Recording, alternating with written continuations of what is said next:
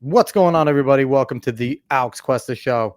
How's everybody doing out there on this Wednesday, May 1st, 2024, for episode 122? Dave, I think we were just like awkwardly staring at the screen. We 100% that was were. really weird. It was like a delayed. I didn't like that. We just kind of like stared. So anyone that watched, like if you go back and watch the beginning of this, Dave and I are just kind of like petrified in place, looking absolutely. For a second, I was like, "Do we speak?" Yeah, I had no idea what was going on. I tried to get like the video. Yeah, no, that was a malfunction. But hi, how's everybody doing?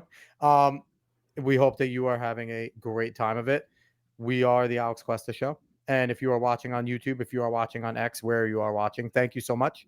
We appreciate it as always. On X, make sure you smash the like button, subscribe to this channel, let everybody know. That's important. Leave a comment, because if you leave comments, if you're lucky enough, we'll read them and then we will chastise you if it's stupid. On X, if you are watching as well, repost, go and follow us. We are on a quest, Dave, are we not? We are trying to get our subscribers and follower counts up on YouTube. We're trying to get to 100. We're currently sitting at 61. So the more subscribers we get, the happier we shall be. And in terms of X, Twitter, whatever the hell you want to call it, we're trying to get to 4,000. We're at 3,588. I think we went down a few, which is never a good thing, Dave. I think it's your fault. Everyone hates you. I think we were better off when you were gone, when I was talking to, Professor McCullough. Most likely. Nicole. But we have to live with you because, we have to monitor your sex change and however that's going. So that is, it's a thing that we have to do here. So overall, if you like what you hear, go and follow us on all the different social medias. Just go and search the Alex Cuesta Show. So I want to jump in first. I want to give our shout out to our buddy, Keith Malinak. He is, always, if something good goes on the show, he's throwing us on the blaze on Pack Ray Unleashed. And we appreciate that. All the shout outs and everything. I want direct everyone there to his YouTube channel, At the Mic with Keith Malinak. He does some call-in shows. I know he did one recently on the 19th of April. I know he plans on doing more. He has awesome guests on Fridays. David was a guest on one of his Friday shows where he just kind of shoots the shit. So go there, give Keith some love, At the Mic with Keith Malinak. Go there and find it. Go subscribe to his page as well. Before we jump into this week's show, last week we had a fun show. We had on Dan Ball. He is the host of Real America with Dan Ball on One American News Network, OANN. And we just had a ton of fun just talking about everything in terms of what's going on in the world. We got sidetracked 1,000 times, and that was okay because it was a good time. We had fun doing it. But this week, we have another fun show ahead of you. We had someone who I was giving him an open invite from quite literally the beginning of when I started podcasting. And I think it was about a month ago. We're in a little bit of a group chat together with another buddy. And he's like, "Hey, when do I get an invite on?" And it's like, you have an open invite whenever the fuck you want. Because he's someone that for some reason is one of my best friends. Lived with him all throughout college. And I think, he's better off for knowing me, damn it. But I don't know if he is or not. But he is my buddy, David. You kind of know him, but you don't. Rudy Colich, what is going on, my man? Glad to be on the show, fellas. I am happy that you finally jumped on and you agreed to. Rudy is someone that has played in stocks his whole life. Finally got serious about fitness after college. He was like only half serious in college. And then he also has decided to go and move to freedom like you, Dave. He is a Texan living over in the San Antonio area, if I'm not mistaken, Rudy. Yeah. Best places in the country. It is one of the best places in the country. You're absolutely right. So I want to jump right in because we have a fun show ready for us. Because one of the things that, we've talked about before, Rudy, and Dave, we've talked about on the show, X, formerly known as Twitter, Elon Musk has bought it. It has now become the quote-unquote bastion of free speech. which I sometimes question because I think that Elon Musk may be the Antichrist. Rudy, how do you feel What? about X? Wait. Go ahead. What do you mean? Go ahead. How do you What are you feel about talking X? about? What is your opinion How on it? is Just Elon threw that out there. Oh yeah, Musk the Antichrist? Please because elaborate. all right. So David, we've had this conversation before, right? I believe so. He is someone that, initially when he burst on the scene, he was the darling of the left, right? Tesla and all the SpaceX and the green things that he was doing, and everyone loved him. And the moment he sits there and buys X, now all of a sudden he's for free speech. He's against this and that. He's kind of trying to win both sides over, like in a way, and he's made more enemies on the left, but like, and he's become more red pilled. But I kind of see it as like it could be a bait and switch because in the end, this guy's goal is to get to Mars. He thinks we're destroying our planet. He is a climate crazy, and his goal is to get away. So I don't know. I feel like he's one of those people that we're propping up. He's this great messiah, gave us free speech back in our platform, and then all of a sudden sweep it out from underneath us. And listen, he's trying to turn X into WeChat. WeChat's not a good thing. So it's to me, I like what he's doing so far, but it's kind of a trust as far as you could throw, and I'm a very weak man. I cannot throw Elon Musk right now. So Dude, Elon Musk we trust. If anything, I could see more if you think he might become like a Lex Luthor, right? Because he has the car. It's not a car company, right? It's an AI company and software company. It's not a car company. It's just constantly collecting data. And he's going to own all electricity, right? Because he's building batteries. Then he's going to own all the internet because of SpaceX, but the digital. Then he's going to own the rockets. So if anything, he's going to own like everything. So I don't think Antichrist is the right word. Maybe possibly a Lex Luthor, but Elon Musk, Just I think, an is evil amazing. villain. Yeah.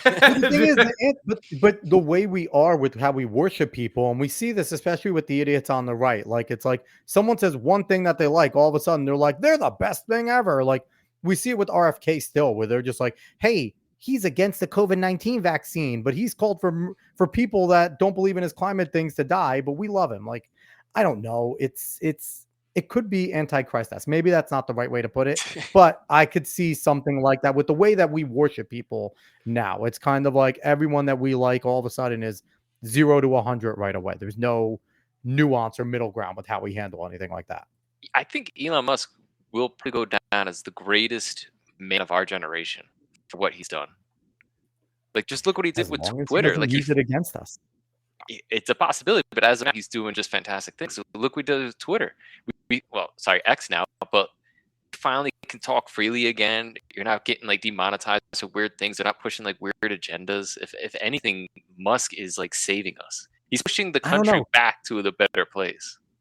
You still can't misgender somebody on X. You can get banned for misgendering. Let me try that right now. You're gonna go try right now, but listen, you just started your X, so I'm gonna put that up there. Go follow Rudy on X if you would like to. It's at his name. It's very difficult at Rudy Colich, right there. He just created it. Let's get him going. He doesn't have an Instagram yet. He doesn't want to post any nipple pics up there yet, but he will. He will just post a nipple pic a day. I think that's what he's gonna do. Just become the nipple guy. Like go on Instagram and just be known as like Rudy the nipple guy. And every day, I feel like you get a follower. Do that. You'll get. I don't think Instagram allows that. I'm pretty sure it'll just kick. Yeah, I'm pretty sure it'll just kick you. Listen, there was a whole entire movement of girls saying they were breastfeeding and just taking their tits out, and I still think that's a thing. No, I don't think that's a thing anymore. Instagram's been a lot more, I think, like banhammer. Dave, that's your research right now. Go see if there's women still faking breastfeeding for boobies. I don't know if I want to. I don't know if I want to. I'm not gonna lie to you. Dave doesn't want to look at boobies. I'm over here looking at pressure cookers. Are you trying to make a turkey? I don't know. I'm trying to cook, so This is what Dave is doing during the show, Rudy. This is the dedication that we have right here. He's over there trying to make pressure cookers. This is awful. This is what I have to work attention. So I will say this though, when it comes to Twitter, because I hate the name X, I think it's stupid. When it comes to Twitter, I do think there are still some issues. It might not be Musk. It might just be, he got rid of a ton of people, but maybe not all the people he needed to, which is a ton. But there are still some issues on people saying things and getting thrown off for almost no reason, at least not when it comes to like a free speech basis. You would think they'd still be on there. But I will give you this from the no narrative pushing angle. I haven't seen a necessary narrative push like we did with Twitter back in the day. So I will give you that. At least I don't think that's a thing unless someone unearths that somehow they're pushing a narrative recently, which I haven't seen. What was the chick's name that Musk put up there? I forget her name, but she like is the person that's now like basically in charge of like content, I guess, curation on Twitter. And there was some concern. Linda Yaccarino. And there was some concern with her because she has had some moments where she said some base things, but there also is she's very lefty as well. She's one of your typical like kind of leftist thinkers. So I think it's still yet to be seen. I am still like right now I'm happy with where it's at. But my jury is still out on X because he did some good things. Andrew Tate's back on. Alex Jones is back on. Those types of things. Trump obviously can use it again. But still, I guess that's me being blackpilled a little bit. I don't trust anybody, Rudy. So you're much higher on this. Why are you much high? Like you see him as someone that could be great and things like that. What else, do you think that he needs to do with X? Do you think there's more that he can improve on? For what he's talking about doing with the payment plan and all that, and sending money through people, I think that's pretty genius. Like Elon Musk is so much smarter than like what 99% of us. Yeah. So I don't really know what else he could do to improve it because I literally just started Twitter 2 weeks ago, so I don't really know. I can't wait till you get shadow banned or you get banned. Like it'll be hilarious. Like if you say something and you I get take banned, back everything I he's gonna said. jump back on the show and be like, Elon Musk is a piece of shit. I really Can like you Elon just quit Musk. saying the most outrageous things, please. Like we need to get your like next time we have you on here, we need to have you as like either someone famous or infamous, either one. See, I'm down. See, I'm gonna feed you the things that I want to say that my wife would get mad at me for. How about that? No, definitely not. I can't my job. I mean, if you care about your job, you came on this show. I don't know. You may not, but so either way, so you're all in on X. Dave, do you have any other opinions since you've started using it? I mean, been using I it. haven't like, really used it. You suck at social media. I just look at things. I could tweet things. I just don't. I don't know why I don't. I just don't care. I don't know. I've been watching way too much locale stuff. I've been watching way too much downfall of people on the internet. So it's just like, do I even want to participate in this stupid shit? Like I feel pretty good about myself, but who knows what future me does whenever something happens. So speaking of Musk, I want to jump into something that I think people may want to hear. And we've heard talked about in like the Republican red space lately is guys. And not the way David likes them, not those type of guys, but guys in terms of like how men are in the current space, what we see, what we need, how basically this generation of millennials are just tedious and terrible. Like, our generation sucks when it comes to guys. And the generation underneath us is generally the incel population of men. And there has been a severe lack of role models. There's been a lack of one thing that you like, fitness and all that stuff, Rudy. There's been a big lack of all that. So do we have good male role models right now? And if so, who are they, Rudolph? Oh yeah, we definitely do. We have so many. Elon Musk is one we just talked about. He's a great male role model. He shows you to work hard, follow your dreams, and just keep pushing until you succeed. Another good one is Jocko. He's like the former Navy SEAL. He's like amazing. Yeah. David Goggins. Everyone loves David Goggins. It makes you just feel like a bitch every time you watch one of his clips. You're like, I'm not doing enough. I need to push harder. I need to work harder. I need to be a better provider. Who's another one? Tim Kennedy. Love Tim Kennedy. He's based in Austin, Texas. Yeah, he's awesome. What about someone like Andrew Tate? Andrew Tate is very much like, what do you feel about Andrew Tate? Because I think that he's somebody that I don't know how serious he is all the time with some of the things he does. I think some of the things are definitely for like the meme of it. I don't trust him. You don't trust him? Why not? Not at all. Not at all. I mean, he was selling a product of how to become a man. He's a snake oil salesman. Don't get me wrong. He says common sense things sometimes that are obvious to anyone who pays attention. But overall, I don't trust him not one bit. Rudy, what do you think about Andrew Tate? Complete opposite. Really? I really like him. I really like his brother. I really like the people that he works with. I think what he's doing is kind of unlocking people's minds and getting rid of like the virus that a lot of people have right now is like, that woke virus. Him just telling people He's good about that. He's great at that. Like guys need to kind of step up. Like we're really like slacking, especially in this country. and obviously other countries as well. But like, I think what he's doing as a positive message, you got to work out. You have to be a good father. You have to be a good man. You have to provide for your family and just do more. I think that's what really we're lacking. I can give you an example of that. One So of really quick though, what about like some of the side things he does, which I think some of them aren't very serious, but when he's sitting there and he's talking about like, oh, I can get this many girls as many times as I want. I have this many cars. You're a loser if you don't. Like, I feel like some of those things where there's positives, right? There is like, he's out there, he's working his ass off all the time. He's always working out. He eats right. He does encourage like the good family stuff. But then at the same time, he was running basically a sex phone hotline. And that's how he really made his money outside of kickboxing.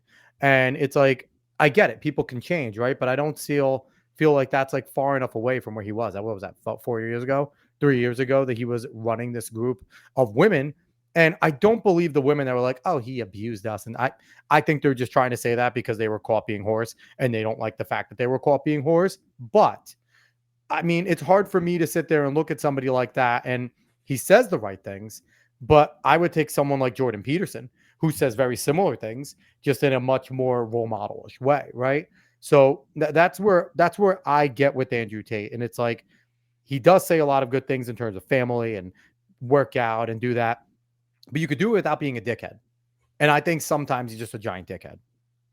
I disagree. I think he gets that right to be a dickhead. Like he is better than us. He's worth way more than us. So why not, show it off? Like he's trying to sell that lifestyle. This if you work hard, you can achieve your dreams. Same thing that Elon Musk does. He shot his car into space. Like Which is awesome. bigger flex than that. Like that's just what guys do. So would you hire women and go online and talk to guys as if you're a woman and talk about sexual things, about how pretending to be a chick and you want to suck their dick and things like that? Because that's what Andrew Tate did to make ton of his money. And then he had these women doing sex cams and things like that. Like, I don't know, maybe it's because I have a little bit of a Christian background. And don't get me wrong, I'm not like a saint, but I don't know if I could do that. And then sit there and tout as if I'm this like, oh, I did everything the right way. I'm a moral guy. Like, there's not much moral about Andrew Tate. He's saying the right things, but I don't think there's much moral about him. He's not like my moral compass. You know what I mean, Rude?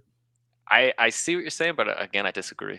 And that's fine. I'm okay with you disagreeing. And the guys that you mentioned before, David Goggins, Tim Kennedy, like I'm down with those guys. I think those guys are freaking awesome, and they do great things, right?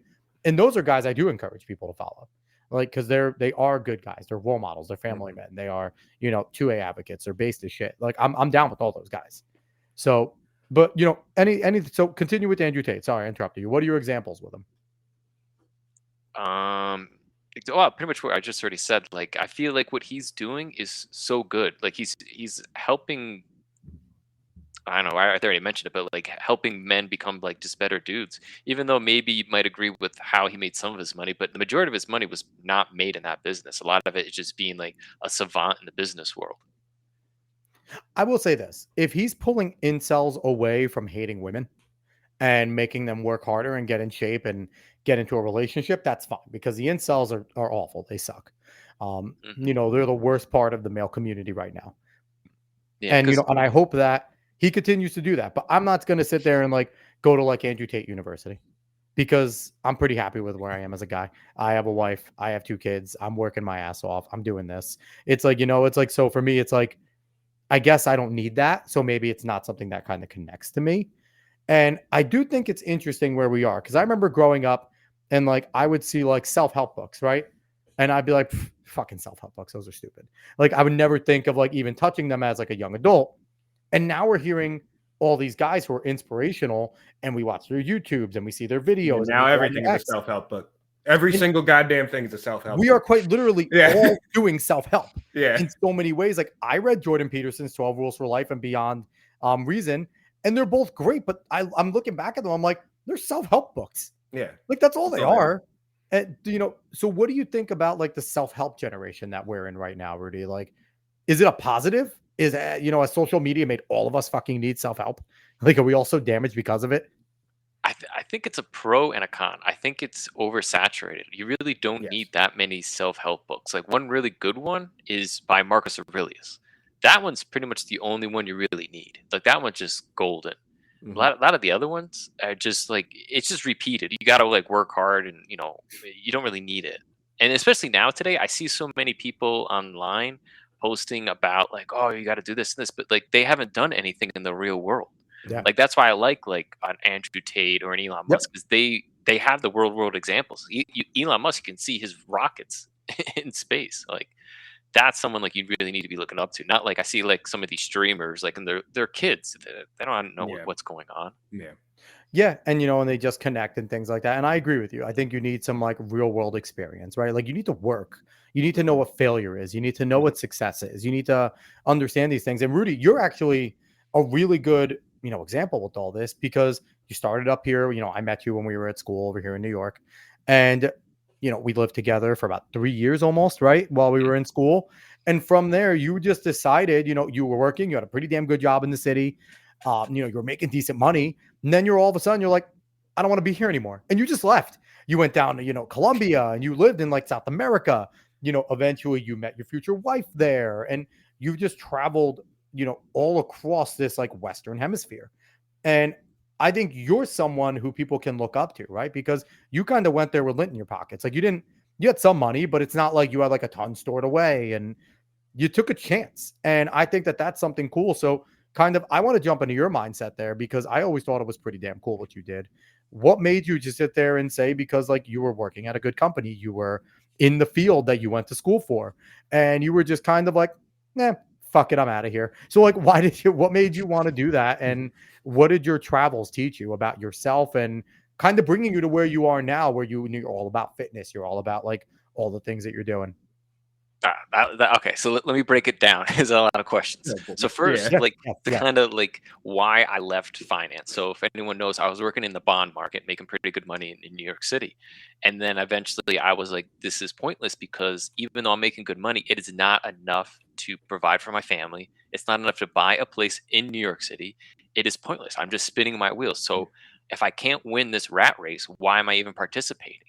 Because you could talk to I would talk to older men, older women, and ask for advice like what's going on, like how did you succeed? And a lot of them just didn't succeed. They just worked their whole lives, they retired, and eventually they would die. And I was like, that's pointless, that's so stupid, why would anyone want to do that? So I was like, I'm out, I left. So and then I didn't know where I was going to go, so what I did the first time is I just printed a map of Central and South America and I threw a dart at it and it landed in South America, and that's where I went. What That's else are you pretty going to do? sweet. And I think it comes to terms with the fact that like older generations, especially the boomer generation, did have a lot more uh, ability to go ahead and make the whatever you want to call the American dream or something go ahead without all this shit from the government that makes it much more Yes. difficult to go ahead and make the money that you want to make without having to get stuff taken from your pockets here and there. So I think there's also just a generation gap of people who want to go and do the things in their field and make the money and make their dream come true just through college. And then they come out of it and they get the job and all of a sudden most of their paycheck is going somewhere else. Yeah. And they still have to pay a whole lot of other things and they're left with not a lot. And even if you try to go through the whole like years and years and years, you're still not getting much more to be able to afford a house. Definitely. Something that a lot of people should have been able to just get based off of what you would hear from every boomer story, really. Like the generation below the millennials was that Gen Z, they will never be able to own a house. Like the average what income now is 50,000 or 45,000 in America, It's and 45, yeah. the average Roughly, yeah. house is 400,000. Like you'll never save up. You will just you'll just be screwed. And It's now it's crazy. kind of by design, right? Because you see BlackRock and Vanguard buying up neighborhoods. And what are they going to do? They're going to make you rent it. And not, and don't get me wrong, buying, a house from a bank is, you don't own it yet, right? You don't own it until you pay off your mortgage, but you're not paying into the ether with the rental, right? Like you're paying into something. You're getting equity back every time you make that payment. You're getting more and more of your home. And we're going to see Gen Z renting. They're going to, my home right now that I'm living in, someone's going to be renting a home like this, where that was never the purpose, right? The suburbs were supposed to be the area where you could, work a job, decent career, go buy a house in the suburbs, support your family, those types of things. Mhm. And like you said, Gen Z hopefully will be like the only generation, right? Hopefully we can fix things and maybe get things more back to normal. So Gen Z could be that next lost generation, and then we can go on again, right? And reset and do that. But something like you did, Rudy, and I know it's going to be tough. Good And you're What luck. do you a say to a handful. generation that? What do you say to that generation? Like, oh yeah, fuck for you guys, huh? Well, I mean, listen, there was always the lost generation. And what I mean, listen, they're still going to be Americans. They're still going to live significantly better than 99.999% of the world, right? Because they're going to be No. complaining with the flat screen in their phone. They What will do be you mean, living no? better than 99%. You can live better in Mexico now. That's why so many Americans are moving to Mexico. You can have a better life in Mexico and work remotely. What part of Mexico, though? Anywhere? No, not anywhere. Obviously, Okay. you can live in Guadalajara, Puerto Vallarta, Colima. There's, name it. You can get there and live way better and work remotely. But not And I just do Colombia. You can do Yeah. Puerto Rico. You get no income tax. Like, there's so many better places right now because we're being taxed to the point where we can't survive. Yep. And I do think this actually plays into the whole male role model thing because a lot of guys don't either were stricken of their ambition through school, Yep. or they have no ambition anymore because with the way things are, they don't see the upward value and the ability to find someone and provide for a family. Yes. Because that's a lot of things. That's one of the things that a lot of guys want to do. They want to have someone to provide for a family. And when you can't do that, that really kills a lot of guys' ambition to even try anymore. But that's why you just have to work harder, right? Yes, yeah, no, Right. I'm saying I know that, but what I'm saying with those conditions, yeah, you have to work harder, but it's not always something that just gets through to people when they have already tried to work and then it just didn't work out. Sometimes they hit a wall and they stop. You want them to get back up, but it's not always easy to just get that person to get back up.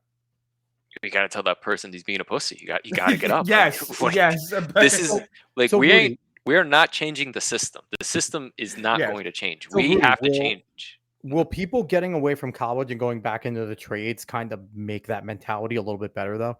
If they're like more construction workers, if they're doing more trades, that's hard work jobs, right? Where if you go right into college, you're going to expect to go sit in an office and do a lot of nothing and, let the money roll in as you play on a And the fucking Fight computer, Club. right? Yeah. But if people are, we're starting to see that shift. I work at a job where I talk to, 16, 17, 18-year-olds all the time.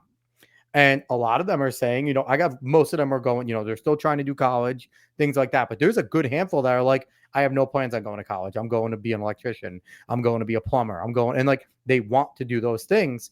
And I think we're seeing a shift back to that. And I think that'll lend itself to your concept more, Rudy, where they're doing something difficult already. Their job every day is difficult. Their easiest job is harder than, any job that you're going to have in an office. Mhm. So they're going to have that mentality because they're going to fuck up all the time on their job and have to fix it. And especially if you're a journeyman, you're not going to find someone like, if it's a big job, you'll work each other, right? But if you're mostly alone, you mess up, you got to figure it out. You have to pick it up. You break something, it's on you to fix it because you're on the job for the company. And I think that's going to lend itself to your mentality where our generations, David's generation, we were all told, go to school, Yeah. get that piece of paper, do that job after that piece of paper, work to pay off your loans. Then you'll be able to provide for your family and do everything you want after. And we were sold a bill of goods. And I personally said it should be illegal for schools to offer a liberal art loan as a job, as a degree, because there is no liberal arts jobs. And unless you're doing like math, something in the math sciences, so finance counts, you're not going to get a real job in the world. Like that's just kind of what it is. You get protested. I disagree with you.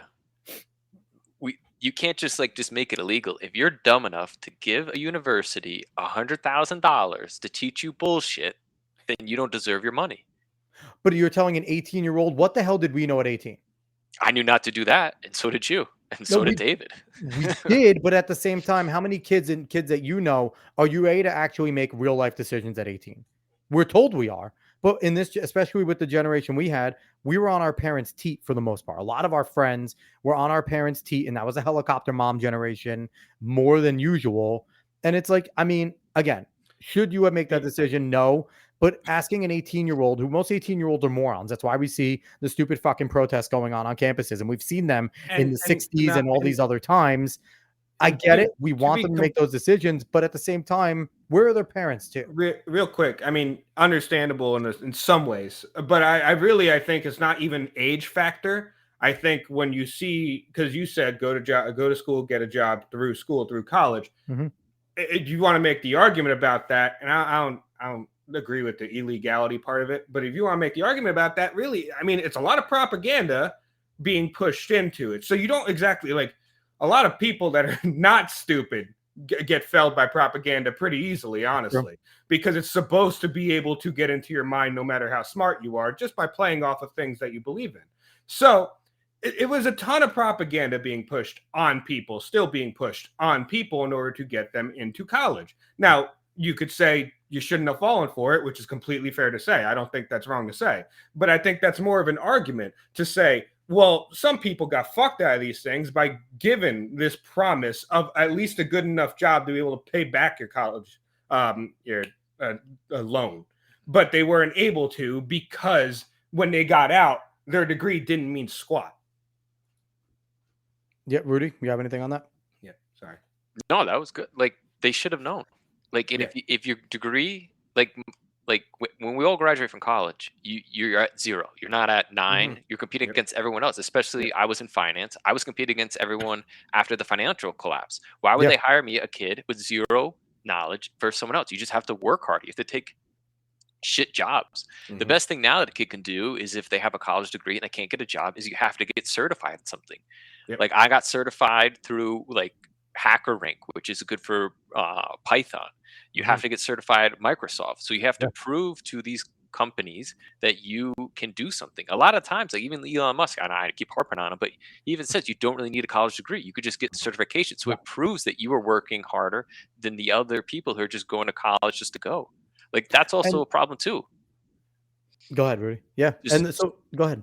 Just to go to college, just to go to college. I was a little lost. I went to college because that's what you're supposed to do. But then, like, you have to learn your lesson. I still worked while I was at college. I was still, shoveling shit on You were building farms. a boat all throughout college. Yeah, I was building a boat. You were I building was a fucking boat. yeah, for that Dutch guy. I Quite was. literally building a boat. He ended up sailing around the Caribbean for years on that That's boat. awesome. So, That, you know what? That's good craftsmanship by you. That thing Yeah. didn't sink, because there were days where you're like, I just want to put a hole somewhere where you can't find it because it was pissing you off. But but here's the thing too, and it's like, so my college experience probably a little different than most. I was a fucking idiot for a full semester, and I screwed up my own degree. Period. So it's like, I'm a person, like I say, like the liberal arts thing. I ended up with a history degree by my own devices. All accounts and purposes, I should have been a history teacher. I was like, I did everything but student teach, but that was on me. I was an idiot, so I, lay in the bed that I sleep in. I don't complain. I don't care, because everything I did has led me up to here, and I'm happy with where I am as a person. I have, beautiful family. I'm enjoying what I'm doing. So it's like, I'm not angry, but my thing is, I was going for a purpose, right? I had a purpose. There was a job at the end of the tunnel. I was going to coach and do everything. I was going to be fine. I was an idiot, but I feel like a lot of kids also fall into that, right? Because David, you've said a ton of times, college is a joke. You get a bunch of morons drinking, having sex. That's all they learn. They learn how to drink well. They learn how to get chicks, and girls learn how to get dicked. And then outside of that, they don't really learn anything. You come out with this business degree or whatever degree, and you don't really learn much of anything while you're there. And the thing is, and I like that Rudy is preaching on the personal accountability train of this, because it really is. You should have personal accountability, even if you get duped. You should, okay, I got fucked up. I got duped. All right, time to get back on the horse and keep going, because you got to find a way. But pulling the bootstraps up is racist, David. I know, right? Racist white and that's the thing, though, is that you have to have that within you, and you have to be able to say, look, I was maybe, you could say, you told me there was a route to success, and this route just didn't work. You dickheads. You can be mad about that. But then you could be mad about that and then use that to fuel the energy in order to actually make something of what you want to do, whether in your career or just in your life in general. Yeah, definitely. Especially college too has an issue is with these teachers. Not all of them are good. Because I remember when I was in college, we had a finance teacher, and he never worked in finance. He was a career professor. And I remember I looked at his car, and he was driving a Nissan Altima. You're in finance. How are you driving a shit car and you're 50 years old? What are you doing?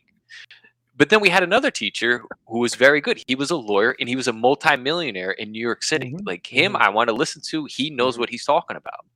So that's like, also, you have to have that ability to analyze when someone is bullshitting you. And then also when someone has real world experience is super important. And there's no excuse to not be good at financing and marketing. You know, we went to Maris, everyone could see that. And it's like they have a mock New York Stock Exchange downstairs. Like, if you can't learn in the Hancock Center, if you can't learn about stocks from some of the professionals, because, you know, one thing about I will say about Maris, as much as, you know, they've gone to the left, whatever, they do have some great professors that have great Yeah. real world experience, that if you ask the right questions, they're not going to spoon feed you, right? Again, take the initiative. They're going to teach you what they teach you, but you're an adult. If you ask the right questions, you can get the right answers, right? And I was blessed, you know, in my department, like I said, history. I learned what I learned about history, but the bottom line was I learned how to research there, and that's benefited me in a lot of things that I do now in terms of the show and things like that. But you get what you take. You take what you get out of it, right? If you work and whatever you do, you're going to get it back out. And, you know, you worked hard and you could have stayed in the bond market and probably grinded and worked up, but you wanted it quicker. And that's fine. So you went out and got it, Rudy. And that's a good thing. And that goes with the whole entire role model thing. And I think that with the way you think, it might be practical for you to do something like what we're doing now. And I know you're talking about like self-help things and things like that, how it's, you know, so saturated. But like you said, the ones that actually have never done anything eventually get exposed, right? The ones that are just sitting there and they've listened to Goggins, they listen to Andrew Tate, Jordan Peterson, and just kind of try to regurgitate it their own way.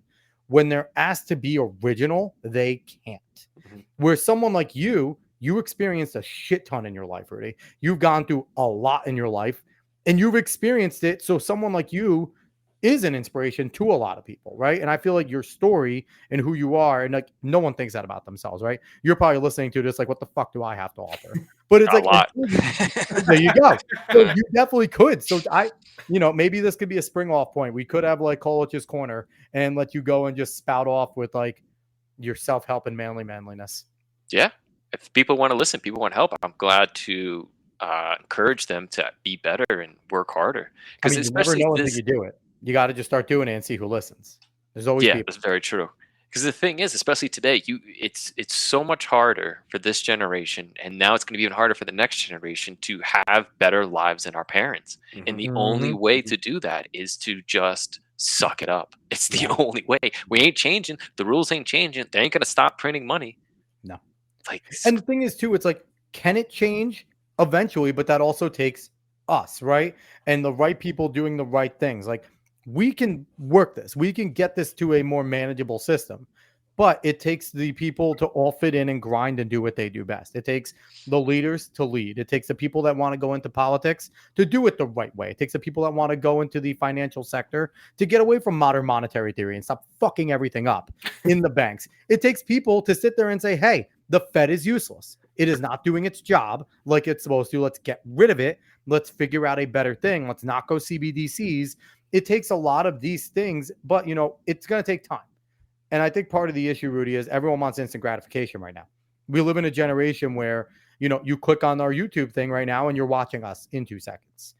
So it's like, please do that, by the way. Please do that. That'd be cool. Yes, please watch us on YouTube, watch us on X, watch us everywhere, and subscribe and follow and do all that good stuff. So what is your answer for this? I know you just say, you know, pick up your fucking boots, you know, strap them up, get to grinding. But if you're somebody that is super down, because depression's real. I know Andrew Tate says depression's fake. Depression is real. People do suffer clinical depression. I think it's overused right now. Not every kid has anxiety, panic attacks, depression.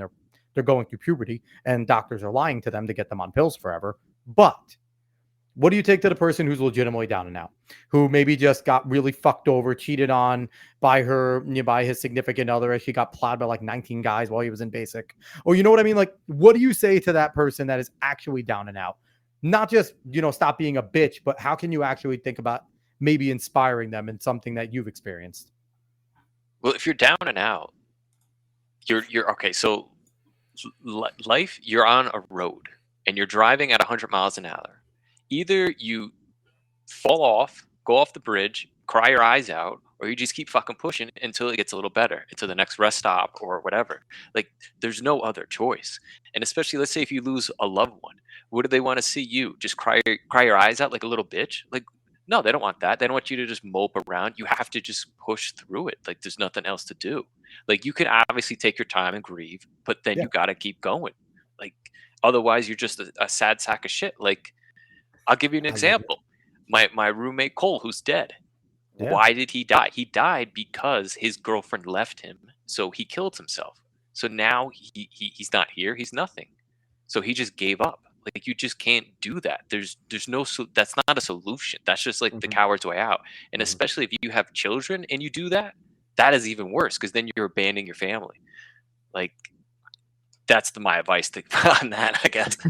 No, I think that's good advice. I like that analogy. I like the analogy of driving 100 miles an hour, and either you got to just, you can go take a break, you can get to that rest stop, take a breather, but you got to get back on that freeway sometime soon. You got to get to your destination.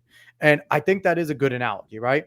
Because I do think that is true. And that's the best way to look at it, right? If you're down and out, and I guess there's also if you're at rock bottom, the only place you can go is up from there, right? So if you just start working and you start grinding, you'll start to see improvement. You will start to see change, and it's hard. Sometimes it's really hard to do, but people can do it. Now, you're also a fitness guy, and I mean, when we were in school together, you were always, you liked being in good shape, right? Like, you were never like hardcore weight room, like really big on what you were eating, and like you always, like, you would watch it, but you weren't a fanatic about it.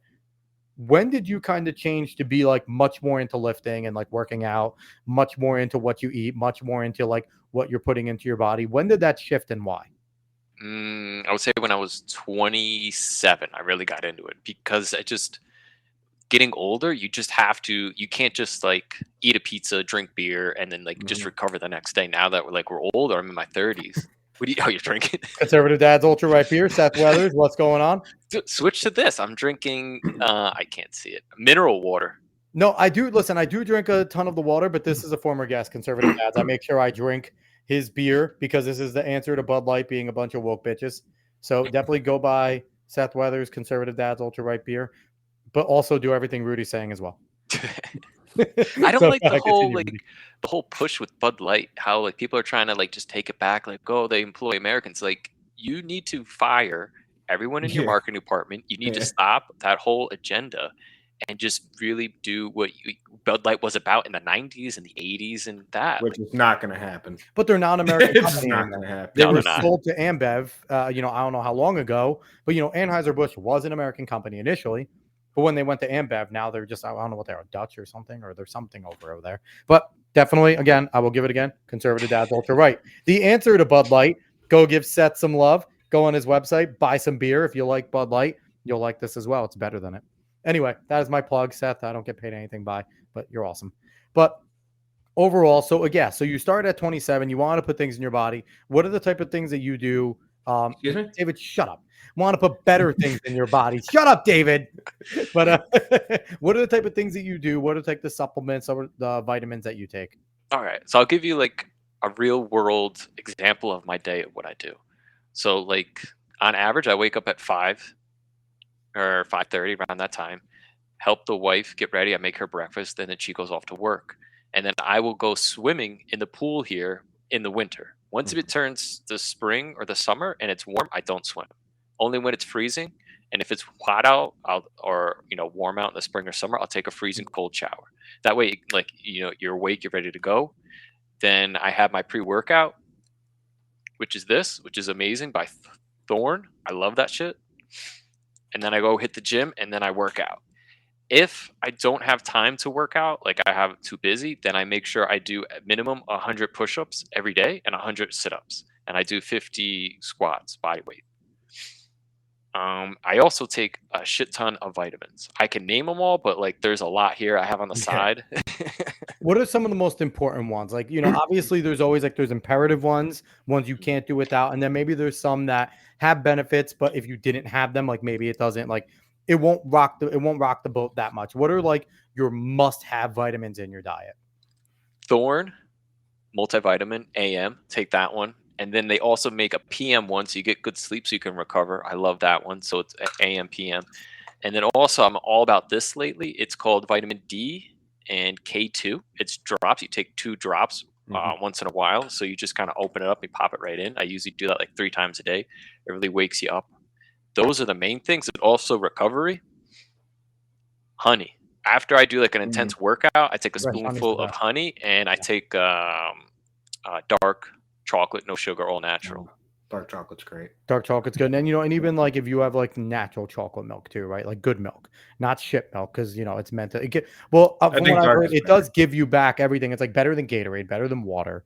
Because you have like as long as it's not like high fructose shit in it. Like if you have decent like sugars or something, that helps give you back, because you lose a ton of sugar, a ton of salt while you work out, while you sweat. So you want to put some of that back in a good way. But that's a good start. Now, what about for someone who, if you're not remoting from home, right? And you're out and you work your ass off, and then you come home, you have young kids.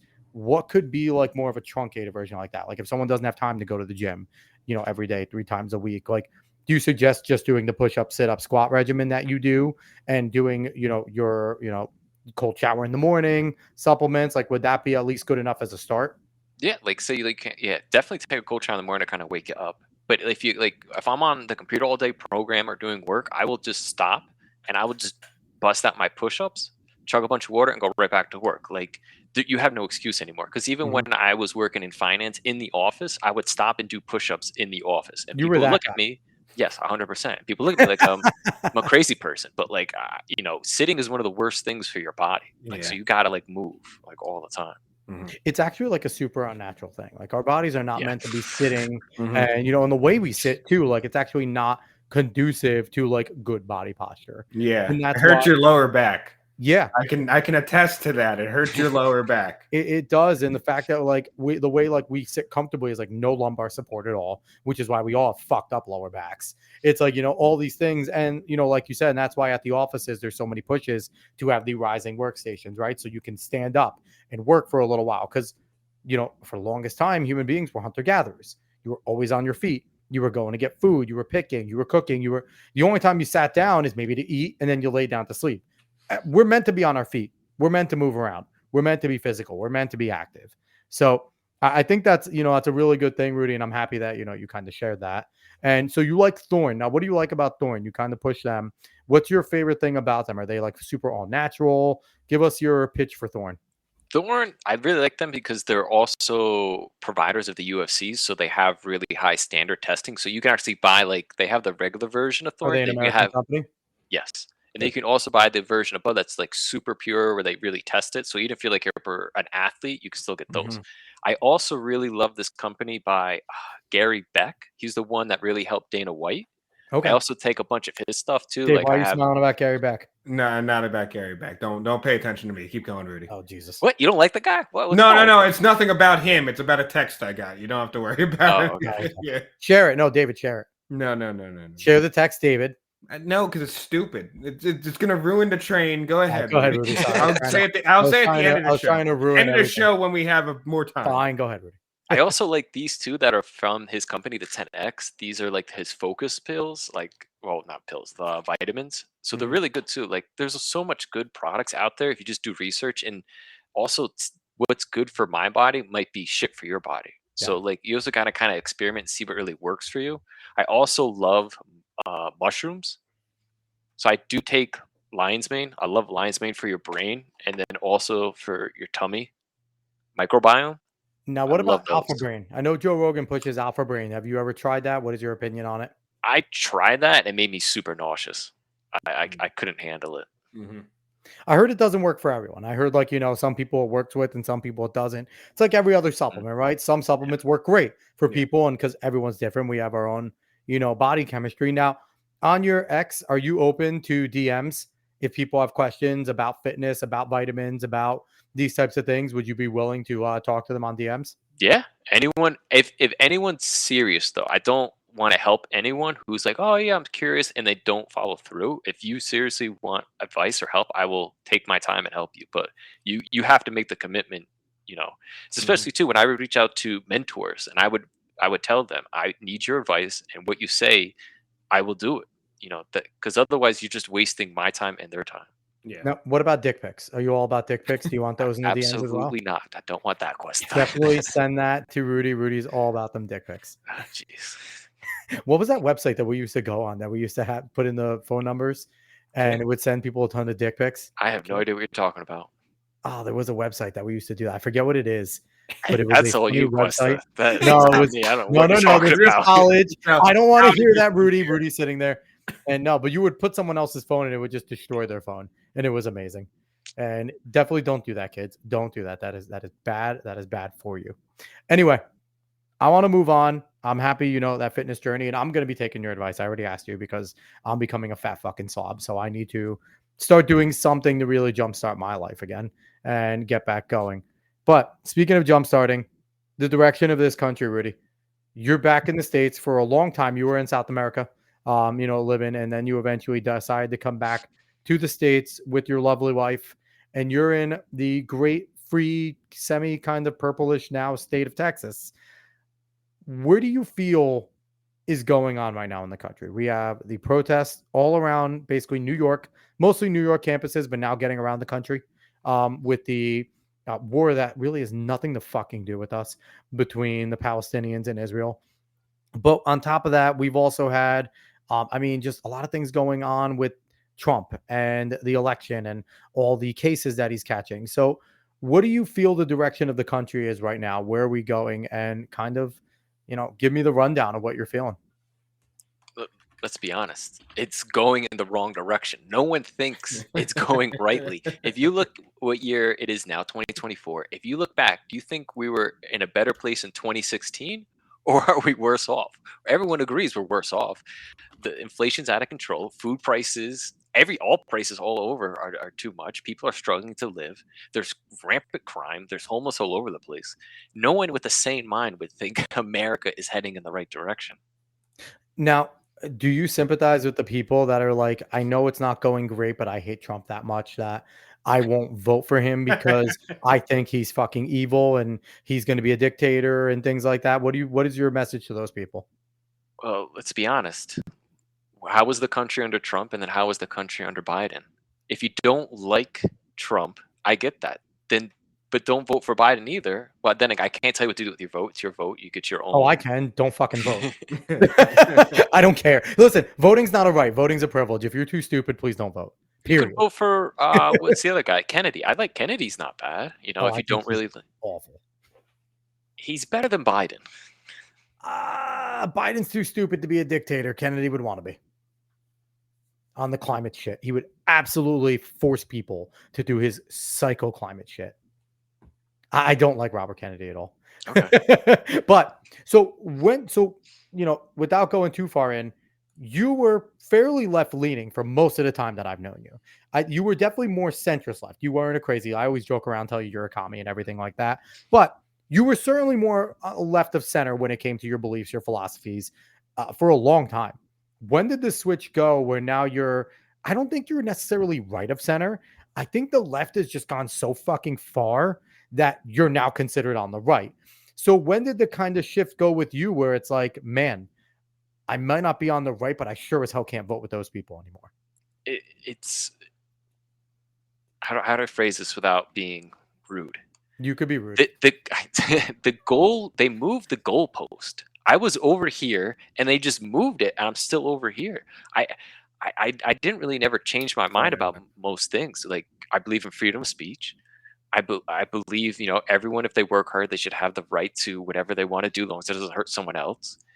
I believe if you commit a crime, you should go to jail. Like this is like common sense. And now it's like, right wing stuff, which I just want a better country. But now like they just switched everything around. It's topsy turvy.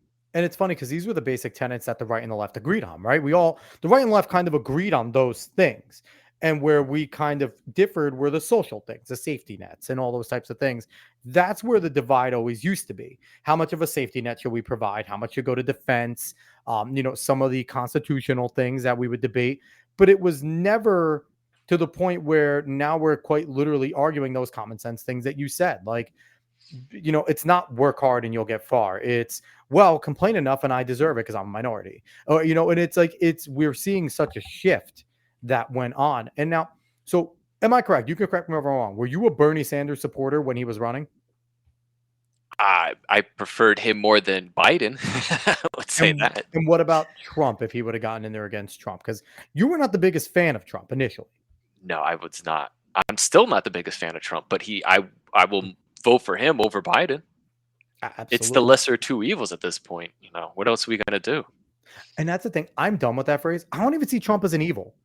Trump is a Bill Clinton Democrat. The guy says a lot of things. He sounds like Obama in a ton of his speeches, like especially with foreign policy and immigration. They are very similar sounding. So it's like, I don't even think like at this point it's a less of two evils. I don't think Trump's all that bad. For me as a conservative, I think he's a little bit too left on some shit and a little too authoritarian on some things that he wants to do. Like I want someone, you know, a little less, but he's also very states' rights. So I can't be mad at him for that. So it's a very weird thing. So you plan on voting for Trump, if that, you know, makes it sound correct, right? In your area in Texas, Texas is really free, but man, that house over there in the state house, you have a bunch of left-leaning fucking Republicans that suck. In your area, do you have like a good representative that you actually like? And how are your people there in Texas that, you know, politically, if you're paying attention? I'll be honest with you, since I've been here in Texas, specifically in San Antonio, I have not seen one Biden sign. It's all Trump. I haven't seen one. I'm honest. That's not being biased. Like I'll see Trump bumper stickers. I will not see Biden. Now, are you afraid that like Austin and Dallas are going to be enough to make it pretty purple there because populations are massive there? No, Texas is definitely going red. Dave, you had something to say? I was going to say, I will say this. I don't know how many Biden voters are that enthusiastic to actually put his name on stuff. Not to say like that they're going to go out and vote on voting day. Exactly. That's my thing. So like Trump voters are enthusiastic, like especially diehard Trump voters. Man, they'll put his name on every goddamn thing. But like Biden voters, there's very little that I at least have seen. But there's very little that are so enthusiastic about Biden that'll put his name on something. Most of them will just go in and say, I don't really want Trump, so they'll vote for Biden on a day. This is the first time in my life that the Republicans and the right are yelling their candidate out loud. And the leftists and the people on the left are like, I'll just quietly go and vote for him because, you know, I don't want to get ridiculed. I know Biden sucks, but like it was always like the Republicans would be like, I'm not going to tell you I'm going to vote for him. I'm just going to go do it because you're going to ridicule me. But now it's like, even people on the left, if someone says like, I'm voting for Biden, they're like, you really will admit that? Like, you're going to admit you're voting for him? Like, we're all going to vote for him, but don't admit it. Like, he sucks. Like, he's quite literally like, he's going to go down as one of the worst presidents in history. Yeah. I don't think he's the worst. You know, I think Woodrow Wilson takes that cake by a long shot, but Biden's going to go down as one of the worst. He tanked our economy. We have no strategic oil anymore if we do get into a war. Like, we barely have a military. We gave a ton of our fucking weapons over to Ukraine. I don't know. I can't see the logic in voting for him. Now, is there anyone, Rudy, that you would like to see potentially run in the future? Obviously not right now because we have Biden and we have Trump kind of set. Is there someone that maybe outside of these realms that you would vote for? Tulsi Gabbard. You like Tulsi? Why do you like Tulsi? I just like what her political views are. I like how she's pissed off. I like how she's former military. And I just think it's like a breath of fresh air because I truly believe that she is a woman for the country. She's not going to be bought like these other people. Like the thing too with Biden is Biden's not running this country. We don't know who's in charge. We don't know who's pulling the strings. We don't know. Yeah. It's like, at least with, even though I'm not the huge fan of Trump, at least, you know, Trump is making the decisions. He's mentally there. At least like, trying to, and he's not getting lied to. Yeah, Biden's on stage shaking hands with ghosts. It's Did you what hear is when happening? he said pause the other day? You don't know how nice that ghost is. I mean, those ghosts could be pretty cool. It could be very gracious ghosts. I would give it a handshake. I mean, they're trying to pull him into where he belongs. They're like, hey, Joe, you're supposed to be on this side. How many drugs are you on? Why are you still alive? Come on, dude. You've been dead for like 3 years. You're a cadaver at this point. Like, there's a video of him walking into the bushes. That was early on, too. That was still when he was semi-coherent. He did that in the White House. The issue is, if this man was working at any corporation, like as any high position, they'd be like, okay, it's time for you to retire. You're fired. Like, but for some reason, find a way to get him out of there. He'd be fired at McDonald's. He would be fired at McDonald's. Like the moment one lunch rush came in, he'd be like, "Oh, Mama, what did you order?" And they'd be like, "Can I have a Big Mac?" Oh, your kid's adorable. and he would go and snip the kid, and they'd be like, "Get the fuck out of here, you creep!" Like, I just think eventually those like demon hands are gonna come up like in the movie Ghost and just oh my carry god, him and just away. pull him down. Yeah. That scene terrified me. I'm not gonna Like- lie. David, explain to Rudy your theory though, because he likes Tulsi. You have your theory of no good-looking people in politics. Oh yeah, that was a throwaway theory. I was because of Anna Paulina Luna. I said that dumb shit. Yeah, but no good-looking people in politics, because good-looking people get be able to ruse people even more than the ugly people have so far. It's a true point that happens in business. It happens in Yeah. music. Yeah. Now, do you think Tulsi has turned around some of her positions on like abortion and stuff, legitimately turned them around? Or is she saying it to continue to get on like conservative talk shows? Because she's persona non grata on the left right now. Like they're not going to bring her on CSNBC or anything like that because she is saying the base things, right? Do you think that she would stick by her guns and continue to stay more that way? Or will she go back to the woman who endorsed Joe Biden? I have no idea. I do not know enough It scares me information about about politics to make an informed decision. That's fair. No, that's fine. So last thing I want to jump in you with, the woke mind virus. You keep saying things, man. You need to rephrase some Dave, things. where's You need to be a little bit better. if you were a good producer, you'd have cuts of all these. We'd have a great social media, and we'd I be know, able to do right? that. You're just a slacker. You just show up. Yeah, well. Where's the People show live up. chat? There's no live it's- chat. There's no one talking. Yeah, Oh. that's why. We're like Alec Baldwin right now. I'd be asking if there's a number for people to call and if there's any calls. Have you ever heard of that, Rudy? That's a bit that no one but anyone who listens to Pat Gray So knows. it's an old bit where Alec Baldwin decided to do like a radio show one day because he thought radio would be easy. And because he's Alec Baldwin, he'd get a ton of people to come and like call him and talk to him. And what was the producer's name? Was Ivan. And like every so often he'd be like, Ivan, are there any calls? And they'd be like, okay, still no calls. And like it went on the whole show, and I don't think he got a single call. So it just shows that Alec Baldwin's a douchebag. And He just punched some lady. the guy's gonna go to prison for something at this point. Like he's just really going down bad. Like it's awful. Anytime I hear Baldwin, I think of South Park. Yeah. That is good. Baldwin Mansion gets bombed by Canadian. All right. So Rudolph, Mhm. the woke mind virus.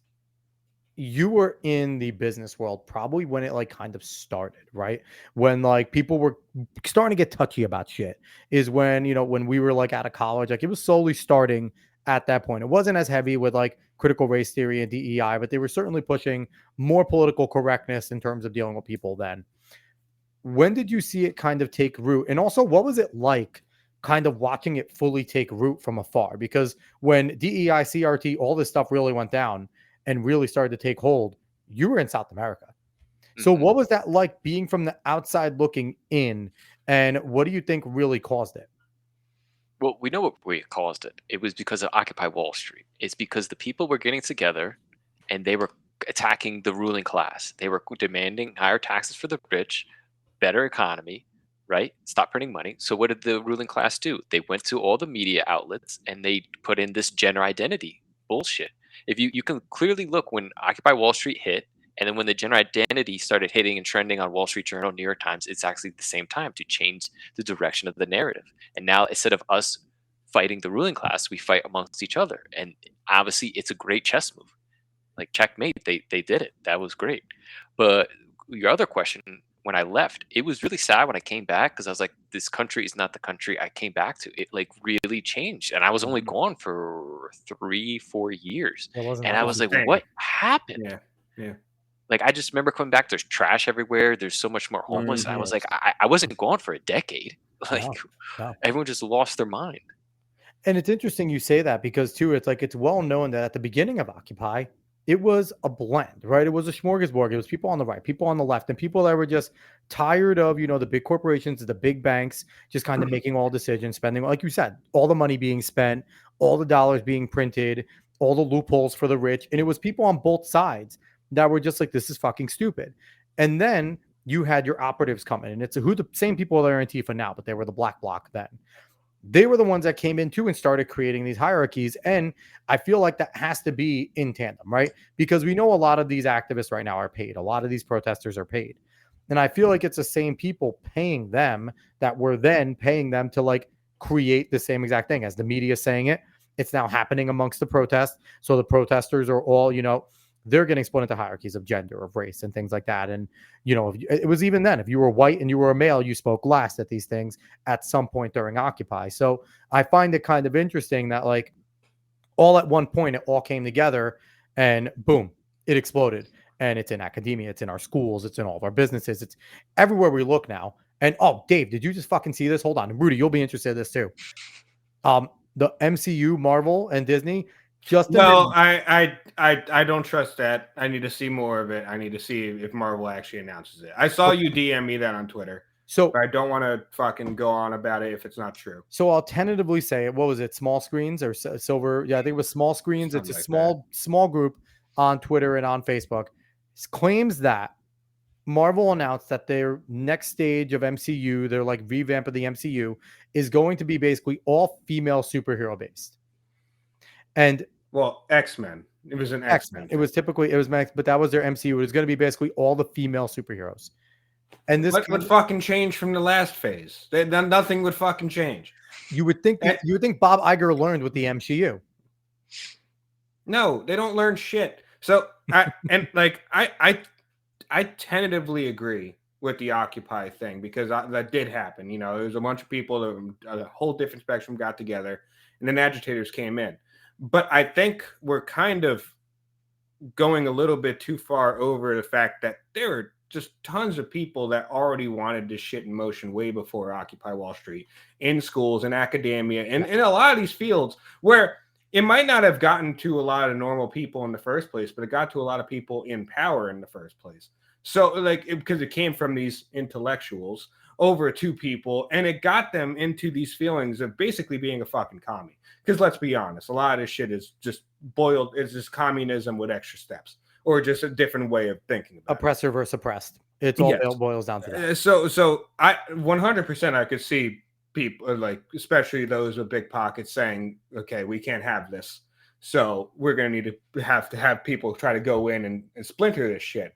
But I think that we also need to understand that it's been going on for a while now, that this shit has been coming to fruition. It's really been going on for a long fucking time.